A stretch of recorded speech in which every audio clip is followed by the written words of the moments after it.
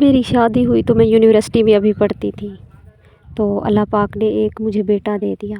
جب میرا بیٹا 2 سال کا ہوا تو میں نے اپنے شوہر سے بولا میں نا اپنی پڑھائی کو مکمل کرنا چاہتی ہوں، تو میرے شوہر نے مجھے کہا ٹھیک ہے آپ اپنی پڑھائی کو مکمل کر لیں۔ میں تب ڈیلی کی یونیورسٹی جانے لگی۔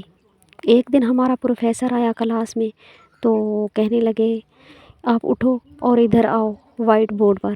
تو میں آئی، انہوں نے مجھے کہا آپ نا 20 ادھر لکھو نام جن میں رشتہ دار بھی ہوں، آپ کی فیملی بھی ہو اور آپ کے پڑوسی بھی ہوں۔ تب میں نے وہ نام لکھ لیے 20۔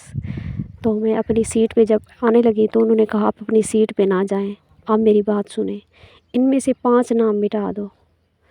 تو میں نے بڑا سوچ سمجھ کر اپنے دوستوں کے 5 نام مٹا دیے۔ اس کے بعد بچ گئے تھے 15 نام۔ تو انہوں نے مجھے کہا کہ آپ اور 5 نام مٹا دو۔ تب میں نے اپنے پڑوسیوں کے نام مٹا دیے۔ اب نام بچ گئے تھے 10۔ اب انہوں نے مجھے کہا کہ اب ان میں سے 5 نام مٹا دو۔ تب میں نے سوچ سمجھ کر رشتہ داروں کے نام مٹا دیے۔ تو انہوں نے کہا اچھا اب آپ کیا کرو گی؟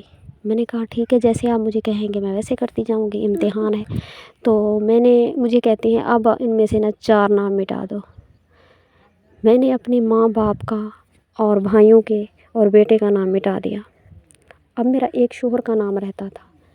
تو پروفیسر صاحب نے کہا آپ اپنی سیٹ پر آ کر بیٹھ جائیں۔ میں آ کر سیٹ پر بیٹھ گئی تو سب سے سر نے پوچھا کہ اس نے ایسا کیوں کیا ہے؟ تو سب خاموش رہے۔ تو سر نے مجھ سے پوچھا آپ نے ایسا کیوں کیا ہے؟ تو میں نے کہا سر میری بہن بھائیوں سے، والدین سے، رشتہ داروں سے، پڑوسیوں سے، حتیٰ کہ میرے بیٹے سے بڑھ کر میرا شوہر ہے۔ مجھے جو بات میں اپنے شوہر کو بتا سکتی ہوں وہ میں اور کسی کو نہیں بتا سکتی، اس لیے ہی میں نے اپنے شوہر کو چنا ہے۔